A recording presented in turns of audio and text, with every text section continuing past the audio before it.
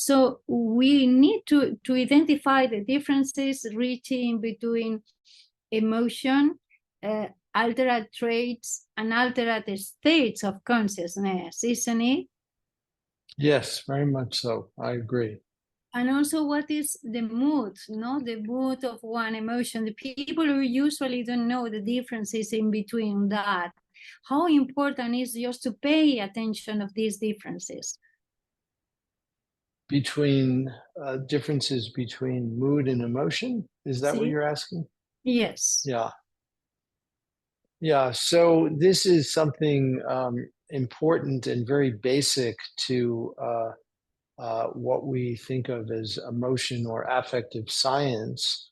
And when we think about emotion, we typically think of states that are relatively brief.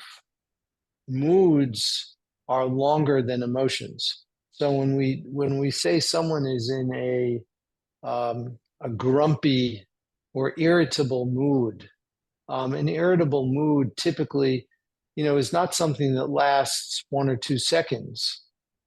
We think of a mood as lasting minutes or hours.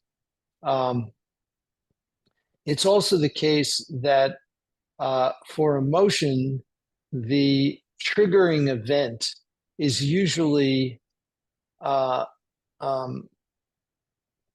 clear. It's something that can be identified.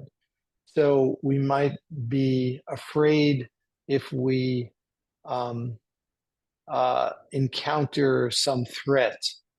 We might be disgusted if we, encounter some rotten food. We might be sad if we are presented with a loss. So we can identify the triggering event. With mood, it's often much more difficult.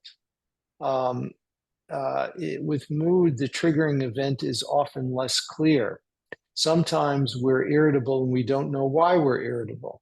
I mean, it may be a combination of different factors. It may be something that occurred considerably earlier, like not getting enough sleep is a potential contributor to being irritable, or not eating properly. So the causes of mood, the immediate causes of mood, are less clear than the immediate causes of emotion. And mood also is less likely to be associated with distinct expressive features like facial expressions or bodily postures or voice, although this is still actively being studied and certainly it's not definitive. Thank you, Richie. Bueno, quisiera poner atención que hasta ahora hemos diferenciado lo que significa un estado alterado de conciencia de rasgos en la conciencia. Quizás nos había faltado definir más la diferencia entre una emoción y un estado emocional en relación con la conciencia. Y él dice, sí, claro, la emoción desde la perspectiva de la conciencia es algo que surge de una forma breve, mientras que el estado emocional puede durar minutos, incluso horas. La primera, la emoción, es algo claramente identificable, mientras que la segunda es más difícil de identificar. Incluso a veces nos irritamos o no sabemos por qué estamos enfadados o por qué estamos tristes y ni siquiera nos acordamos por qué está pasando esto. Hay algunos elementos que pueden ser disparadores, como por ejemplo no dormir, no comer, no descansar, pero hay otros que son mucho menos claros. Lo que está claro es que también podemos identificar los estados emocionales mediante expresiones faciales más permanentes, postura, corporalidad del cuerpo, pero hay muchas cosas que se tienen que hacer. So very juicy dialogue. I would love just to go to the very last reflection. It's a reflection about ethical perspective in neuroscience, no? When we are when we are talking about how to conduct research from an ethical perspective, Richie. How we can explore this affective neuroscience with consciousness and at the same time ethical perspective in a time that we are hearing about artificial intelligence, algorithm, and many other things, how we can transform this and keeping the ethical perspective. Yo quisiera invitar en esta última pregunta a explorar más el papel de la ética en la formación de la conciencia de las emociones en una época donde estamos viendo algoritmos, inteligencia artificial y qué va a pasar con la neurociencia afectiva. Yeah, so this is a hugely important question, and I really appreciate you including it. There's so much to say about this. One is that with regard to contemplative practice and ethics, contemplative traditions are traditions that are embedded typically within an ethical framework. And so, for example, we know that in many meditation traditions, we invoke the intention when we meditate that this practice is good, not just for me, but is also beneficial to others. Because if I have a calmer mind and a warmer heart, it will benefit all of those that I interact with. And so by invoking intentionally this ethical framework of altruism, there is some reason to believe that this will actually have effects on the practice itself. And my conjecture, as someone who's both a scientist as well as a meditation practitioner, that this intentional evoking of an ethical perspective actually changes the biology. It actually changes the experience. It changes the phenomenology.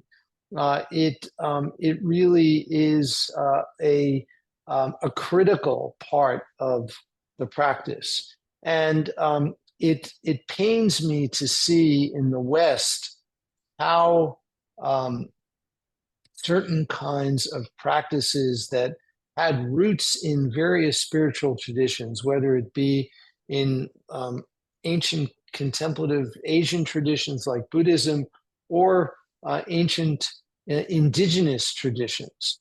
Both of these have this ethical perspective of altruism and caring. And if they are stripped from that ethical perspective, I believe that there is harm that is done, and the practices won't be as effective. And there also is a danger that they can really be misused. And so I think that this is really so important. And I think we need to reclaim the ethical framework. And I believe it's possible to do this even in a completely secular way. It doesn't need to be religious, but it needs to embody universal human values of the kind that the Dalai Lama talks about, like altruism. Okay, let's go to translate. Sorry. La pregunta era mucho más acerca de cómo podemos mantener la ética dentro de las prácticas contemplativas. En realidad, estas prácticas contemplativas tradicionales ya tenían su seguro ético. Por ejemplo, cuando nosotros vemos en ciertas prácticas la invocación de la intención, cuando decimos que esta práctica pueda beneficiar al máximo de seres, está claro que eso induce a tener una mente en calma y un corazón mucho más abierto. Por ejemplo, en el resultado del altruismo y cómo este tiene efectos en la práctica. Desde mi experiencia, no solo como científico, sino también como meditador, yo puedo afirmar que la práctica cambia la biología de la fenomenología. Y esto es una parte crítica. A mí me duele como algunas prácticas espirituales contemplativas, sean de tradición asiática, como el budismo, de la tradición indígena, son desposeídas de su perspectiva ética y se las quita. Y al quitarle esta perspectiva se las daña en la práctica y es también seguro que no tienen el mismo efecto y resulta contraproducente para la práctica en sí misma.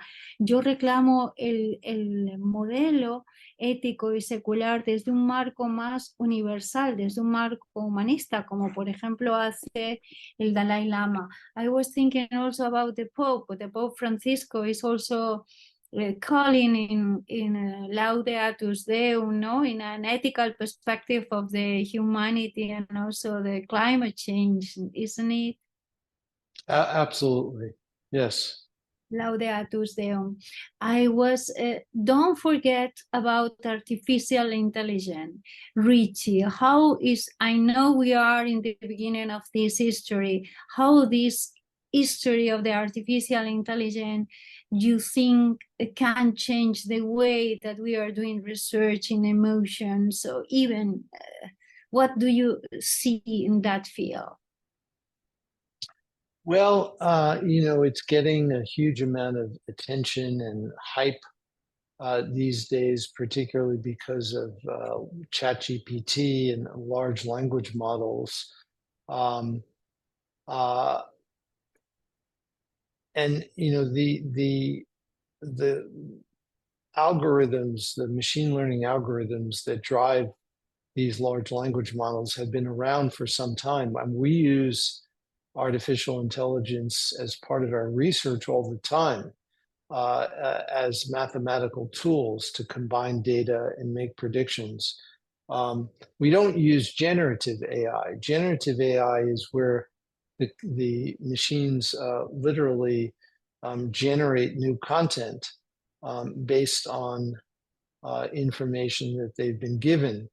And there, I think I'm less persuaded that there's going to be an important role for generative AI in promoting well-being. There's a reason in the contemplative traditions why we have things called a lineage, where there are teachings that are passed down in person from one teacher to the next, one generation to the next. They're not passed down through video. They're not passed down through artificial intelligence. They're passed down through direct human connection. And there's a reason for that. And I think it's an important reason. And I think that I may be, 50 years from now, they may say that I've been very old-fashioned and closed-minded about this, but I haven't seen any artificial intelligence even remotely replicate human touch. We know that touch is actually critical for human development. People like the Dalai Lama and other spiritual teachers I know, when they work with people, they touch them. That's part of their teaching. I haven't seen one smidgen of artificial intelligence that has come close to doing that. When that starts to happen, then maybe artificial intelligence has some role in teaching about human flourishing. But